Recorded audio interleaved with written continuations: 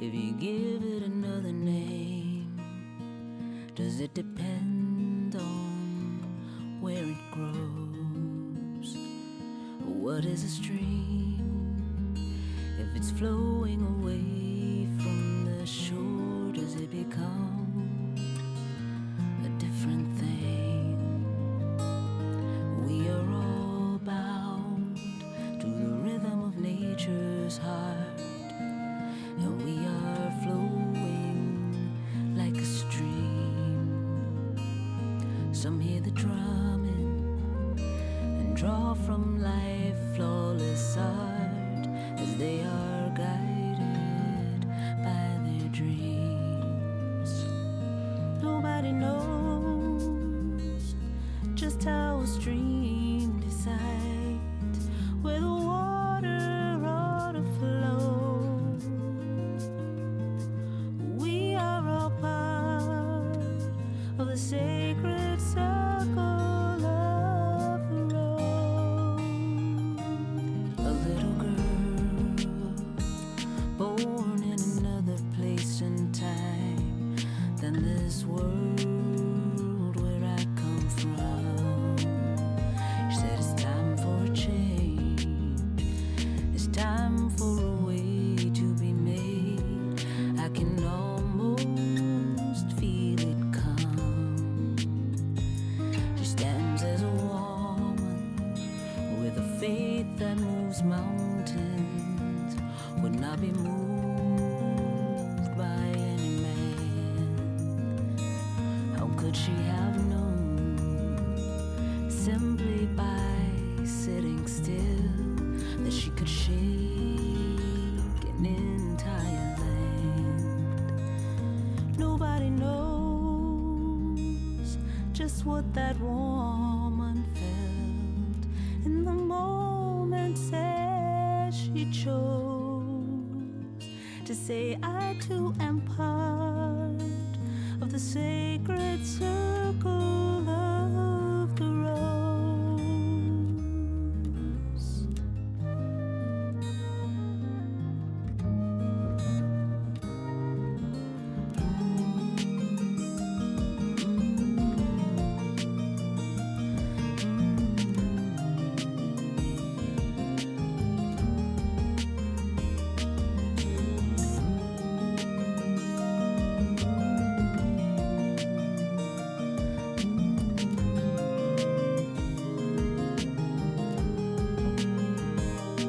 Nobody knows just what a seed must dream in the days before it grows. I too am part of the sacred circle of the rose.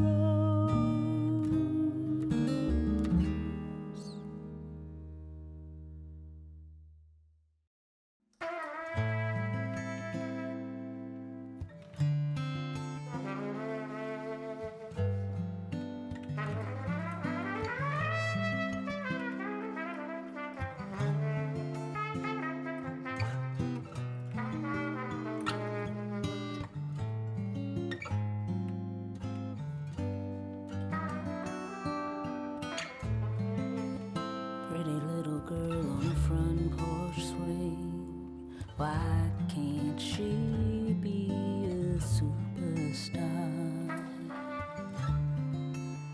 Don't you know, sweet little girl, you already are.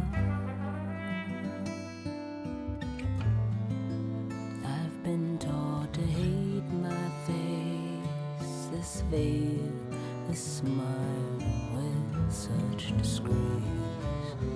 But when I taste of love, you're somewhat out of place, and I feel fun.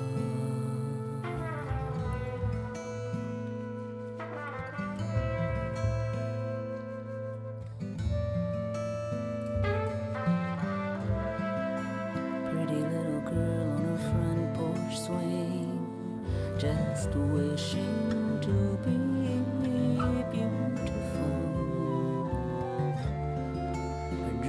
so wild, her heart is so full. Wish for new eyes in these dreams, and hope for gray or maybe cream, or better even still, the bluest ever seen on this bright star sun.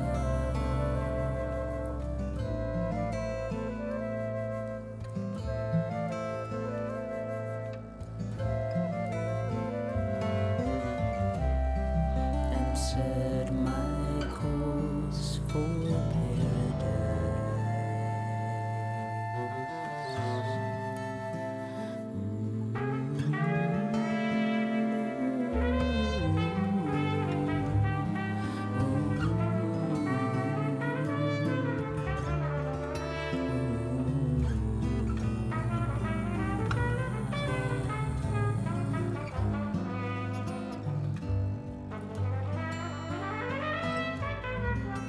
Wish I'd never learned the truth, my beauty and my sacred youth, and seeking both were lost.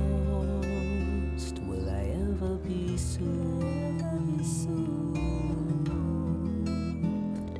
How can I be soothed?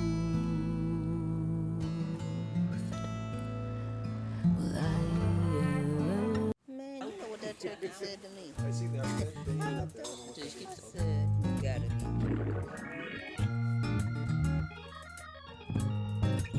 She used to tell me, look left, look right. Don't stop for nothing, honey child. Just keep stepping till you get old. And she would say not to stay out. Spot trouble coming for a mile. Just keep stepping soon as you know that you will be alright. If you just listen to me, I've been around a while, and you can believe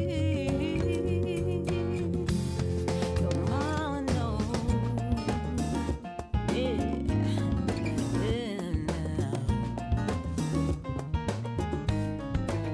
And she would tell me, watch out for that man. He's gonna get you if he can, and he ain't worth turning your head around. So you gotta know what you're about.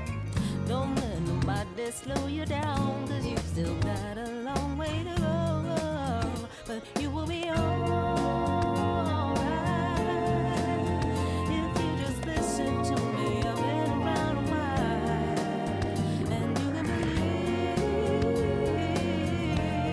that mama knows. Mama knows. She does.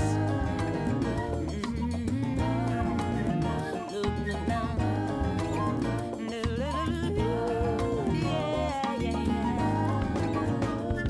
Don't listen when they try to turn you around. You got to keep your feet on solid ground. Girl, you keep on going and you're gonna fly. You can't stop until you try. Only you can know just who you are. Every good man will drive a fancy car. The substance of your life is what you do. Learn from what you're going through, and you'll be alright. If you just listen to me, I've been around a while. You can believe your mama knows, yeah. Mama knows. I know that mama knows.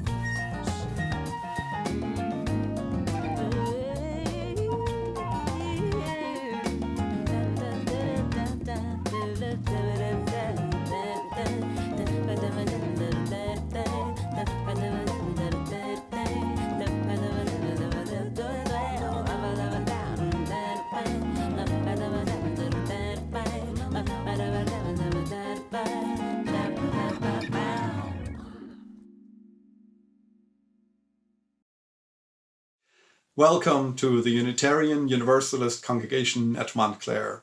and welcome to our post-election edition of the Sunday morning worship service. My name is Marcus Gray Haug. I serve as the Director of Music Ministries, and my pronouns are he, him, and his. It's good to be with you. If you are watching this service live on Facebook or YouTube, we encourage you, as always, to share your name and, if you wish, your location in the comments section and let us know you are here. We have a special treat today, a song that was composed by one of our members, Kim Mclennan. Kim was a participant in this year's Harvest the Power Leadership Development Program at our congregation, and she wrote this song during and for that class. And it is going to be led by three other participants of this year's program, Dana Moore, Nicole Gray, and Jill Beckman-Gaines. We're also going to have Will Hilton lead us in Amazing Grace, and later Ann Saylor for our closing hymn, The Fire of Commitment. But first, Busca el amor, seek out the love.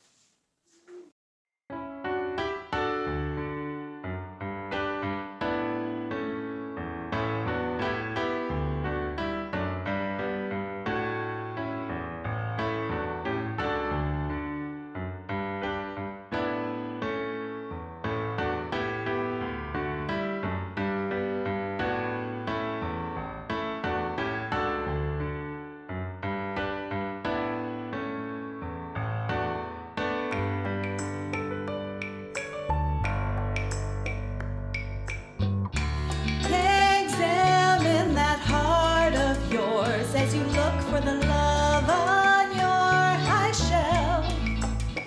Past the pleasure and past passion for your own self, for the love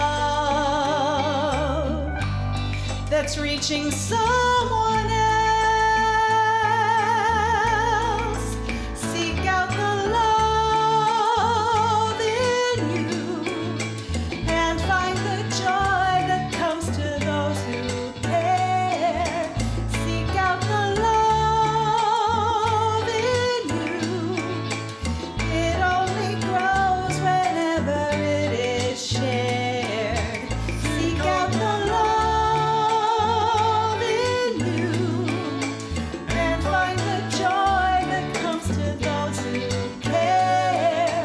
Seek out the love in you. It only grows whenever it is shared. Seek out the love in you,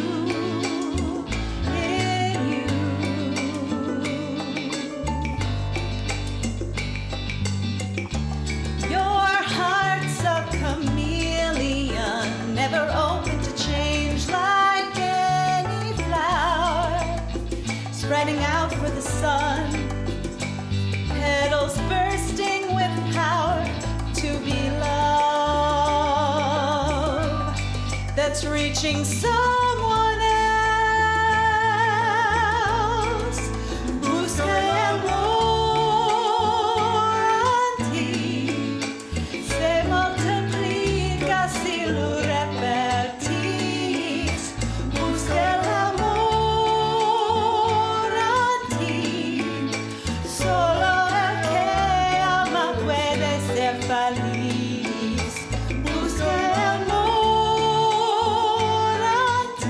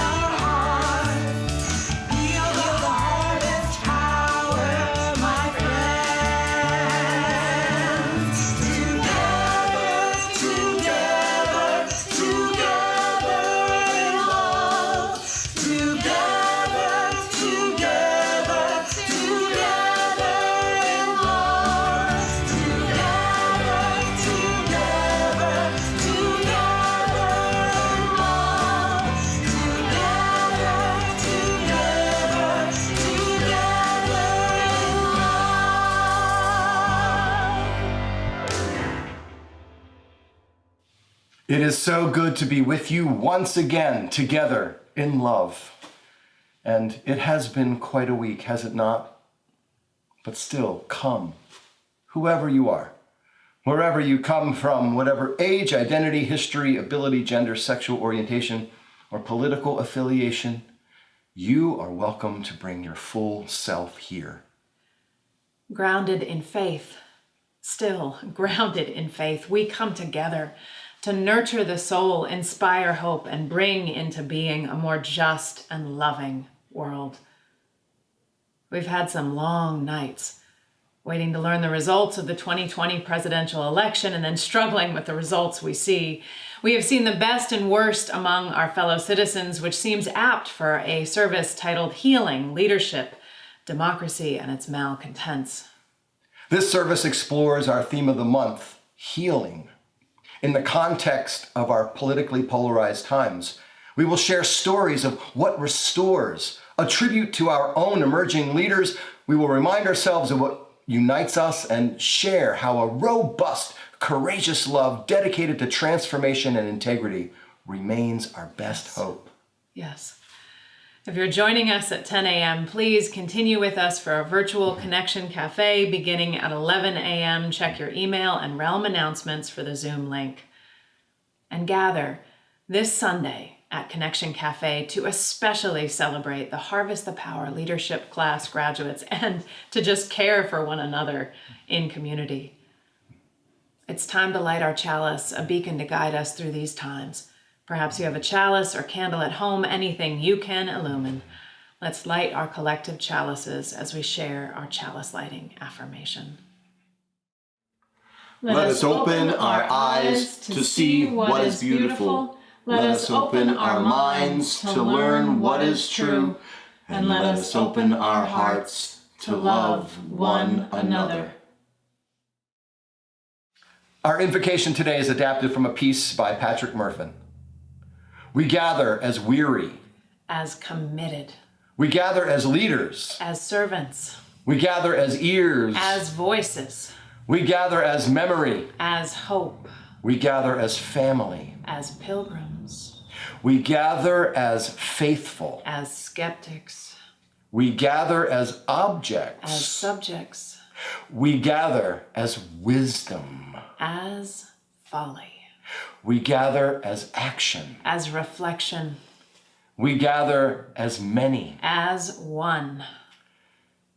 As we are, we shall be. As we serve, so shall we lead.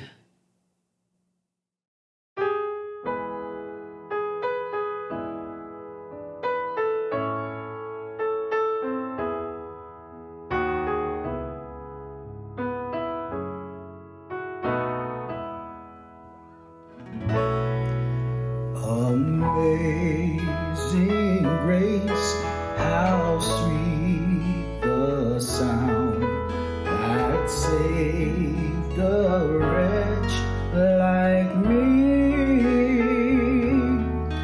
I once was lost, but now I'm found.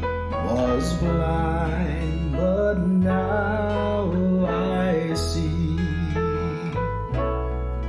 'Twas grace that taught my heart to fear, and grace my fears relieved. How precious did that grace appear the hour I first believed. Through many dangers, toils, and snares, I have already come. 'Tis grace that brought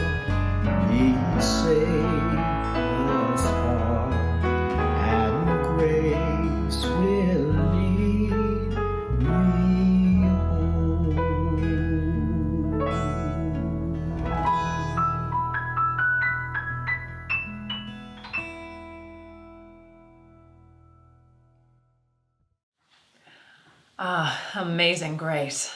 May we all be blessed with the grace that relieves our fears. We enter into this space of depth as we each are called, finding a soft meditation and deep reflection and ardent prayer, each as we are called, but all together. And we enter into this space by hearing the lamentations, the requests, and the remembrances of our community. Let us hear one another to heal one another. Ginny Crooks lights this candle of concern for her sisters, Chrissy Sweeney and Dottie All, who have both been diagnosed with COVID-19. Chrissy is disabled and lives alone and will be without her aid for the next weeks. Please pray for her family, who's doing all they can to help from a distance. Steve Schoenweisner lights this candle for his daughter, Lena Schoenweisner, who was just diagnosed with COVID-19. Please pray for her rapid healing. Debbie Ann Tripoldi lights this candle for David, who is now at the hospital having experienced chest pain. David recovered from COVID-19 a few short months back. We light this candle as a beacon for our nation, guiding us from tyranny toward democracy, lifting every voice with the collection of their vote. We light this candle for those who wake today weary and worn, wondering if they will ever be embraced by our nation as whole, human, and deserving of their sacred rights, and wholly bestowed dignity. This candle shines as a reminder that all are children of this universe of the holy experiment of life, and no one person, no 70 million have the authority to take that away. And we light this final candle for the joys and sorrows that have not been spoken aloud. In the silence that follows, you are encouraged to speak the names of those you are holding in your prayers or meditations, or please feel welcome to write their names in the chat. May we hold this silence as this silence holds us.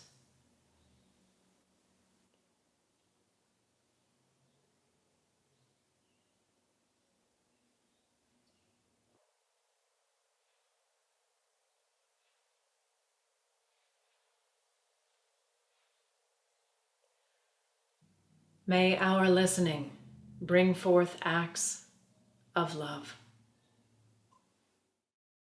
Spirit of life and love, we gather today with our hearts and our bodies worn from living in this pressure cooker of stress and uncertainty.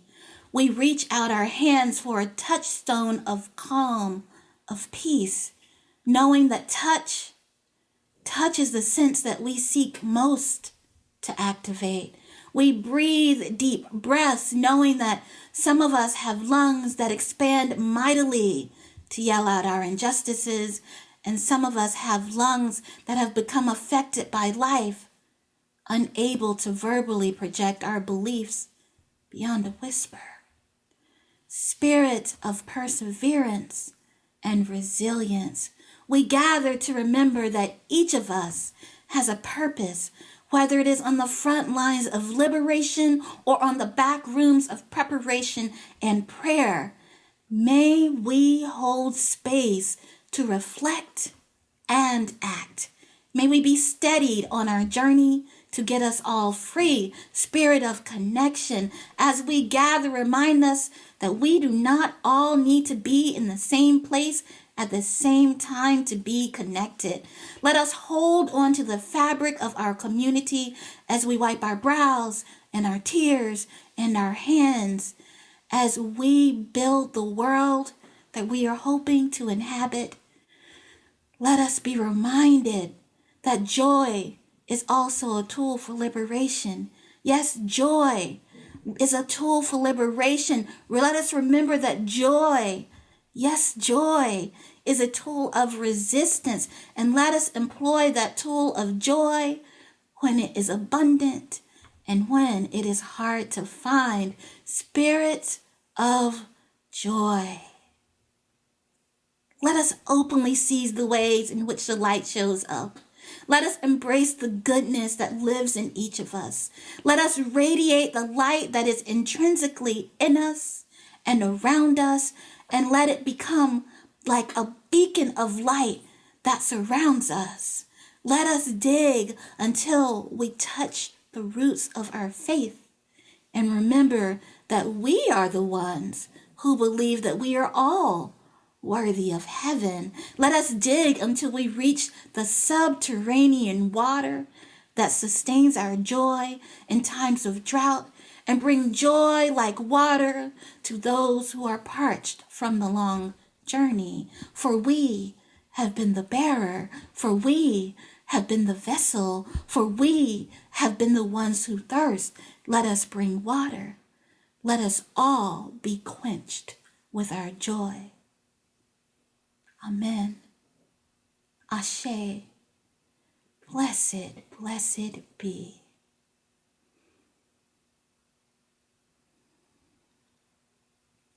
A member of our congregation, Juliana Carr, wrote our anthem, and she is here with her husband, Paul Lombardo, to share it with us. May the gift they bring tend to our weary spirits, and may the hope and joy that they embody lift us back to life.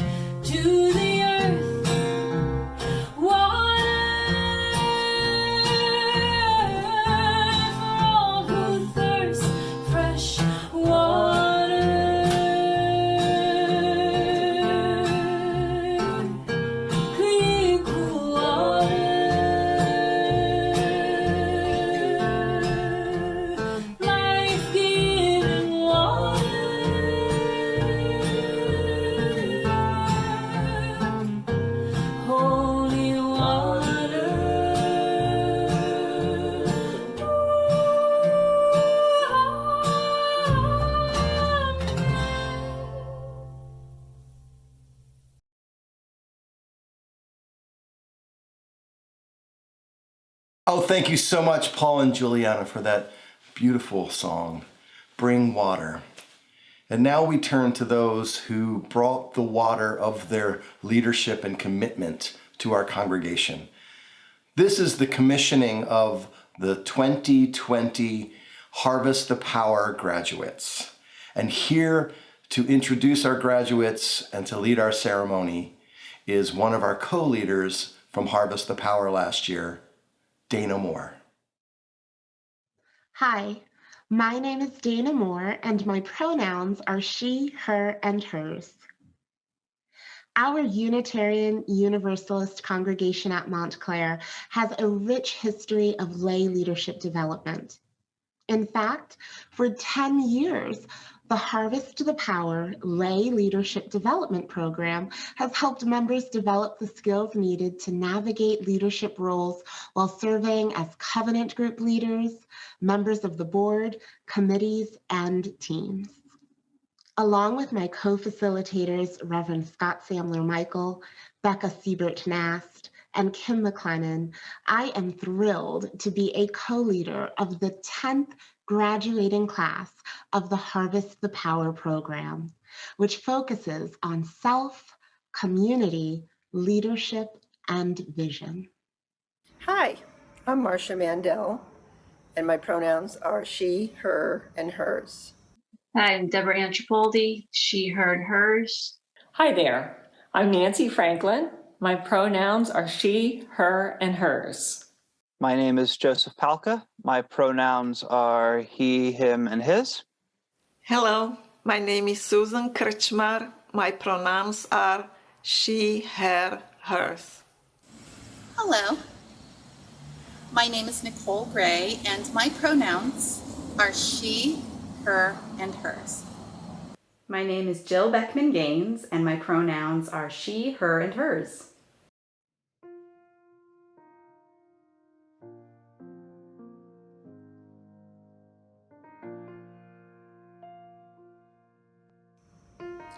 Harvest meant being held in community while going through a process of learning and growing. The Harvest of Power was special to me. It taught us how to be better leaders and develop our skills and connect with one another and realize it's a team effort. Harvest gave me the opportunity to meet and develop relationships with other UUCM aspiring and current leaders. Harvest to me has meant really learning how I lead. We always think of leaders as being like the masterminds behind a project, but the reality is that for every one leader like that, there's about 5 other leaders that make sure that that project ends up the way it needs to end up and that it's successful, and I tend to be one of those people. Participating in Harvest the Power program gave me new information about good leadership, but most of all, it provided an opportunity to spend time with a group of most wonderful people, get to know them much better than otherwise possible, learning from their life experience, and grow together to become better people, better leaders. For me, Harvest the Power was like a spiritual boot camp in which I learned strategies and principles that have served me very well since March, when we encountered so many leadership-related challenges. For me, Harvest the Power has been about articulating hidden strengths. I am currently working on the pastoral care course. I'm the leader of the communications team. I'm also on the tech team and on Connections Cafe. My chosen areas of service have been covenant groups and the UUCM strategic plan. Prior to the pandemic, I had been involved in a lot of the tech. Since we've kind of gone all virtual, I've moved away from that and more into RE. I plan to use my new skills in my work for environment and for peace. Thank you. My area of leadership is the Council on Ministries, where I serve ministries and leaders involved in welcome and engagement.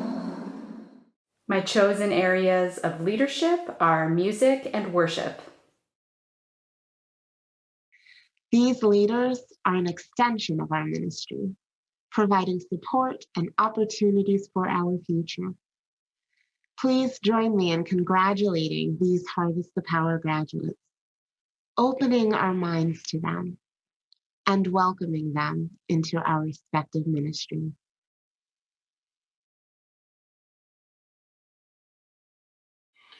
Harvest the power of getting trained to share leadership, power applied in a spirit of love and covenant. This congregation embodies learning in service of a higher good. And though it may be hard to remember in this partisan election season, there are ways to lead that promote healing. Healing. This is our theme for November, and it is a good thing. There are 5 Sundays this November because we all need some healing right now, yes? The word heal comes from a word that means whole. Healing reminds us we are both breakable and fixable, suggesting illness and mishap, even great tragedy, can lead us from the pain of isolation to a greater wholeness.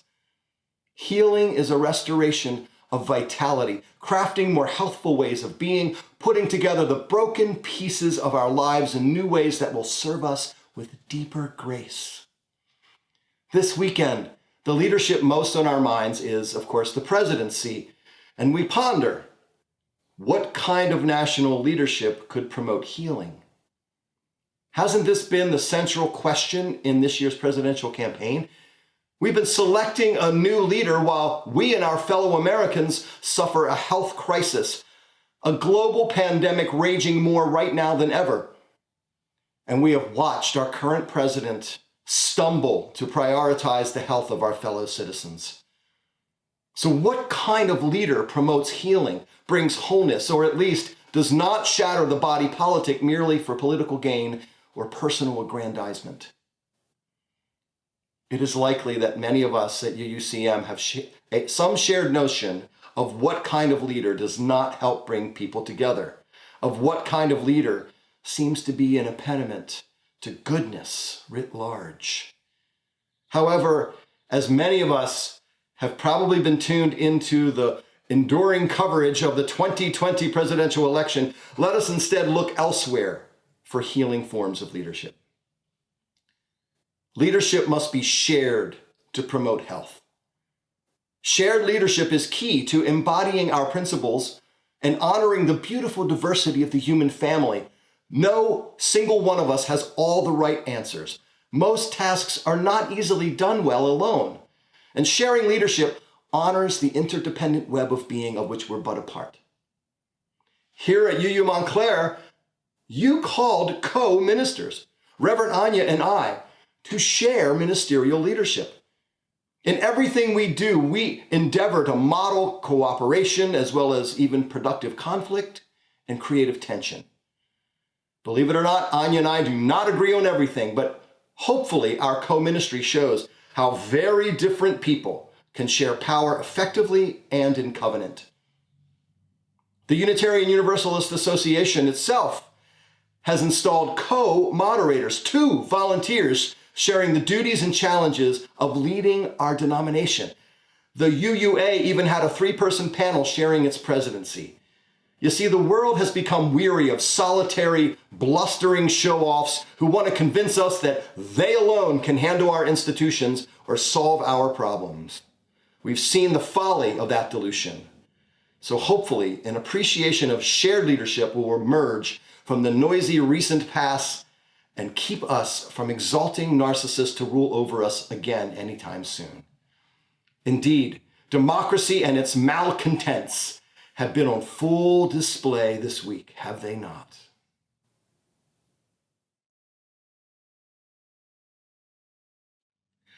Georgia, Georgia, a song for you comes as sweet and clear as moonlight through the pines. So who thought I'd be singing that song today? The last of the original 13 colonies, Georgia was founded in 1732 by James Oglethorpe as a place for those in debtor's prison to be able to work off their debts. Oglethorpe was passionate to reform the British prison system. He felt people should not be jailed for owing money, a practice not outlawed until 1833. The charter for Georgia's original settlement prohibited slavery. You heard that right. Georgia was founded first as a free colony. But just 3 years later, a group called the Malcontents came and changed Georgia forever.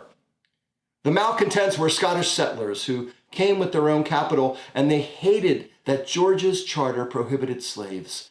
They wanted to maximize their profits by using uncompensated slave labor. So the Malcontents began a propaganda war. And this included a popular pamphlet, The Hard Case of the Distressed People of Georgia. The distressed?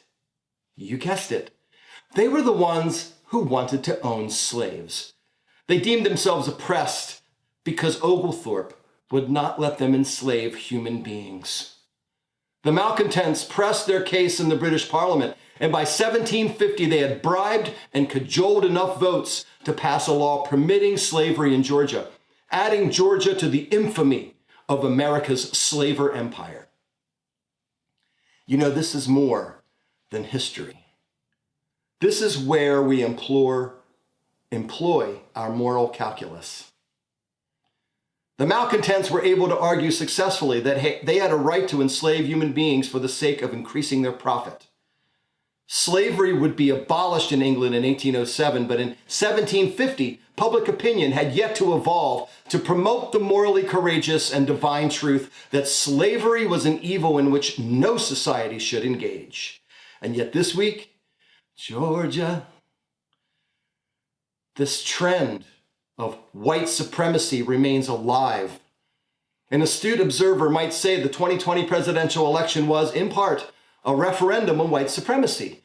We wondered, would America condone systemic racism and re-elect someone who courts and rewards traitors, bullies, and racists? After the Civil War, after the 13th, 14th, and 15th Amendments to our Constitution, how could any politician be permitted to promote such infamy? How could any party enable such a leader? The wise might say that pervasive white supremacist myths polluting our nation's soul remain obstacles not only to uniting our nation, but also to good government, to truth and freedom, and to peace on our streets. It threatens lives. It tramples dreams. White supremacy keeps America from becoming what America can become. Sadly, this week, 70 million Americans showed a willingness to re-elect this known white supremacist. We hear many explain that they voted for perceived financial reasons. But where I grew up, aiding and abetting evil because one thinks it will benefit one financially is the very definition of selling one's soul. Remember Judas Iscariot? His infamy was giving up Jesus for 30 pieces of silver. What kind of leadership asks a nation to sell its soul? Wrestling with my anger, my disappointment, and sorrow, I knew I needed some scripture for perspective this week. And I found that scripture from none other than James Baldwin, the gay black author and public intellectual whose notions of love and the possibility for America still teaches and challenges us nearly 60 years later. We've been reading Baldwin in our class, Slavery by Another Name. In the book, The Fire the Next Time, Baldwin praises our America. I was here before the Pilgrims, he says. America is not a white country. And through tears of hopeful sorrow, Baldwin preaches that the U.S. could be the hope of the world to create a truly diverse, color-rich society if only we fashion a love courageous enough to see the project through. In order to do this, white folks must be brave enough to learn the truth of America's past, to deconstruct their white identity, and to imagine a nation of genuine equality. Only when we toil together as true partners, sharing leadership and growing together, can we achieve an America worthy of its highest ideals. Willingly embracing what Baldwin calls the torment and necessity of love is our only path to this glory. So how do we do this? Identify, train, support, and reward diverse leaders who will model a healthy way to share power. How do we harvest leadership that can heal? Well, deep listening is always a key. The congregation-based community organization I once served, Voice, each summer held as many as 3,000 listening sessions with people in our wider communities. We never approached people assuming we knew what their important issues were. We let them tell us and did not point them in any direction. We then tallied up their responses, and it was from the people where our issues emerged each year.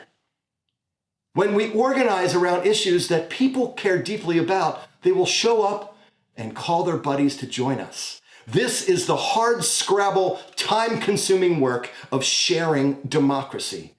Remember, people are the experts about their own lives and what matters to them. Healing leaders know this, and they know how to share, listen, and follow. This listening, this stepping back to share leadership, being led by the people whose lives are most affected by the struggle. This is a type of love about which James Baldwin teaches.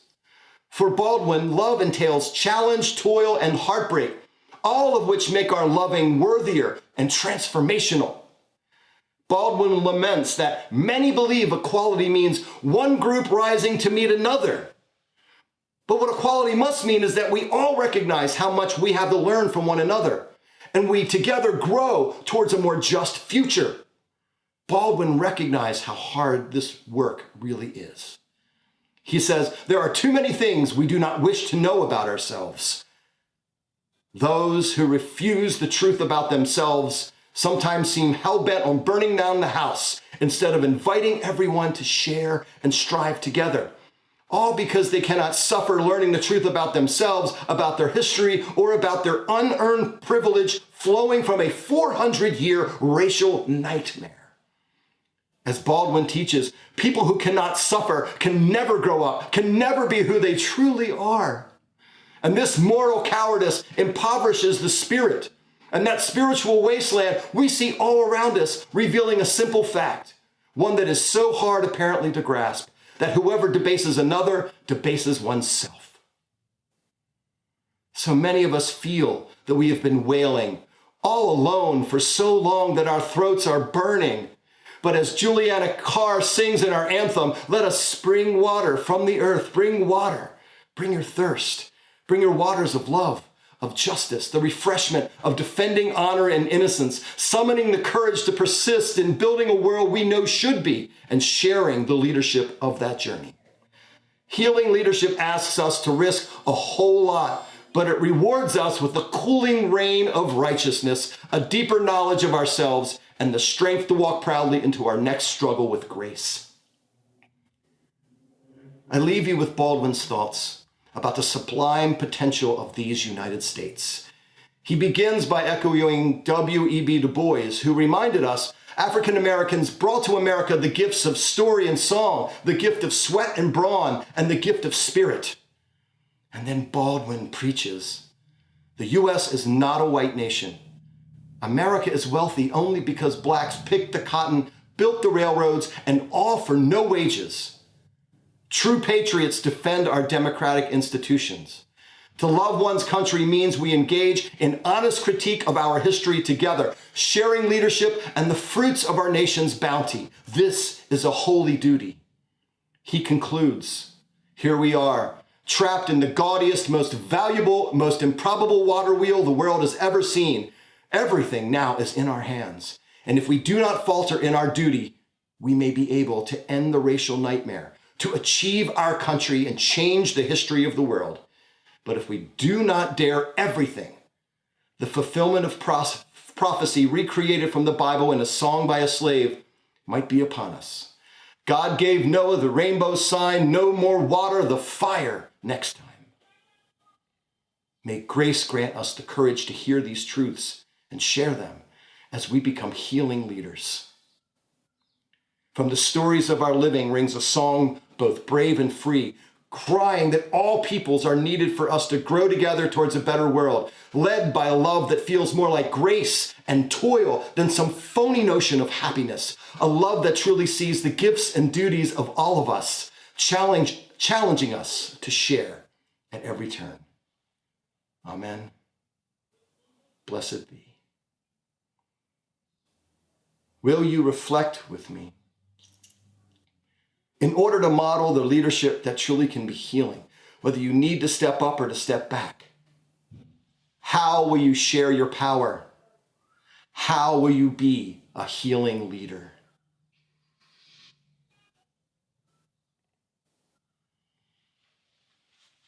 Join me now in singing our next hymn, The Fire of Commitment, written by our colleague Mary Catherine Mourn with music by Jason Shelton.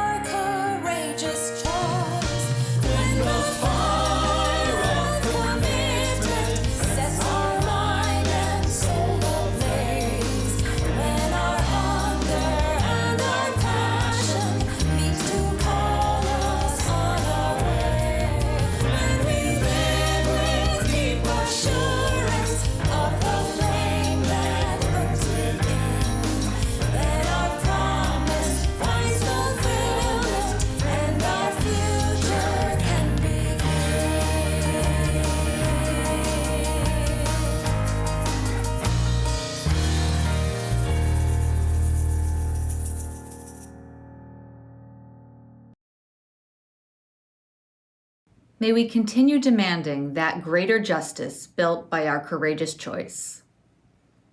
When you give to our offering, 80% of your gift will care for the Unitarian Universalist congregation at Montclair, and 20% will support our justice recipient.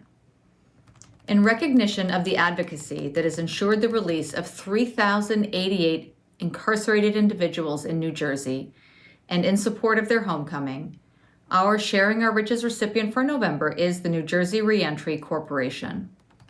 The Reentry Corporation will supply these 3,088 souls with their basic needs.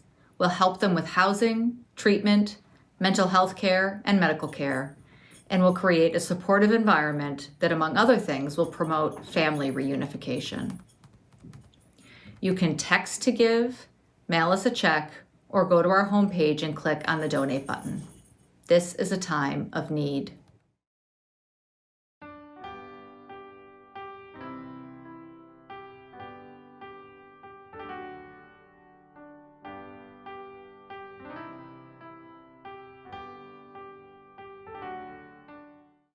All of your gifts are worthy, and they are all received with love. The great James Baldwin teaches, let us never take refuge in any delusions.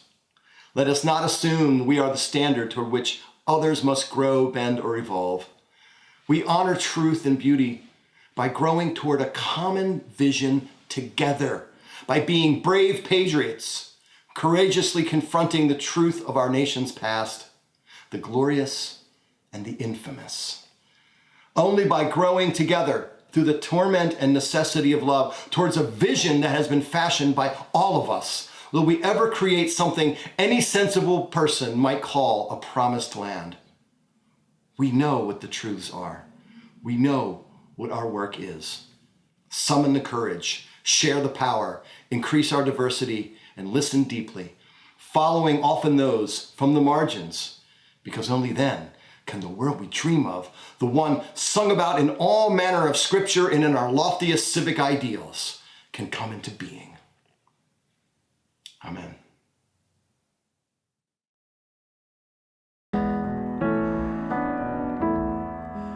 Our worship has ended.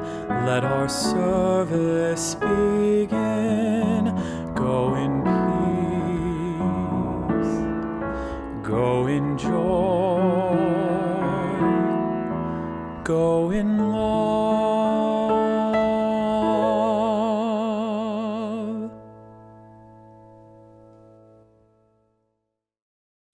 Until we meet again. On the other side of the rest that we all need. You are in our hearts.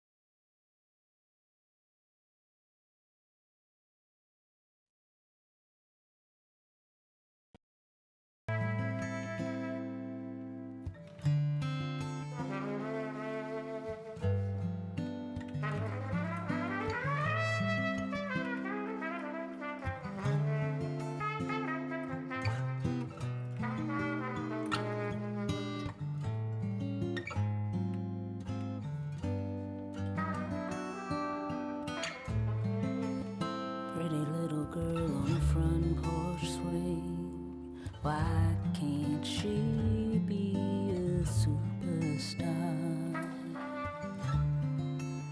Don't you know, sweet little girl, you already are.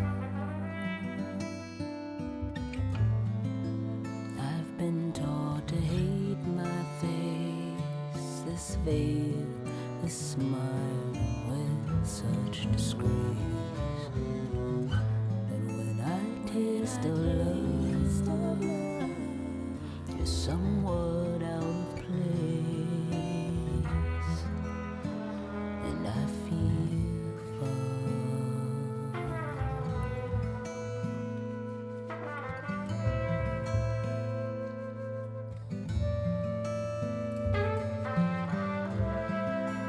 Pretty little girl on a front porch swing, just wishing to be beautiful.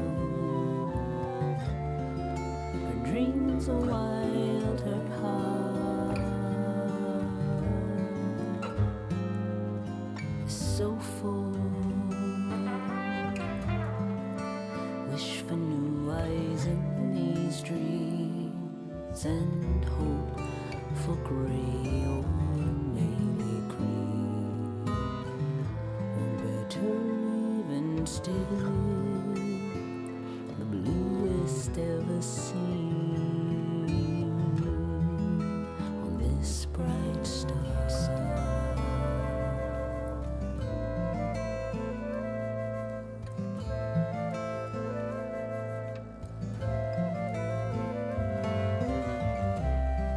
And set my course for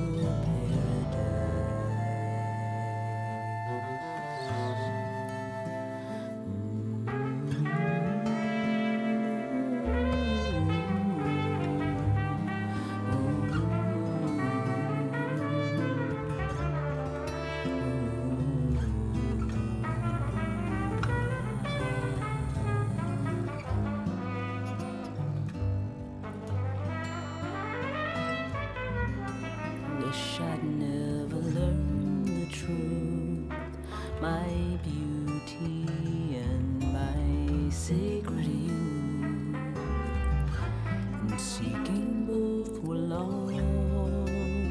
Will I ever be soothed?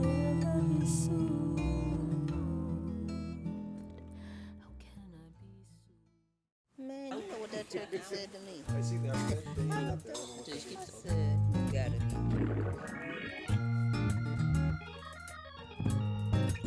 She used to tell me to look left, look right.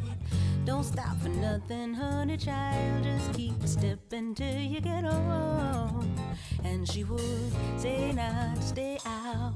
Spot trouble coming for a mile. Just keep stepping soon as you know that you will be alright. If you just listen to me, I've been around a while, and you can believe your mama knows. Yeah.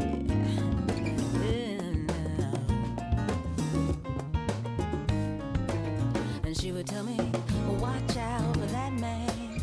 He's gonna get you if he can, and he ain't worth turning your head around. So you gotta know what you're about. Don't let nobody slow you down, 'cause you've still got a long way to go. But you will be alright if you just listen to me. I've been around a while, and you can believe that mama knows. Mama now, yes she does. Look now.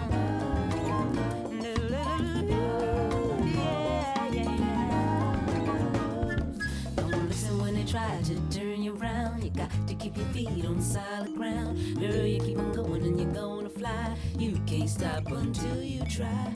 Only you can know just who you are. Every good man will drive a fancy car. The substance of your life is what you do. Learn from what you're going through, and you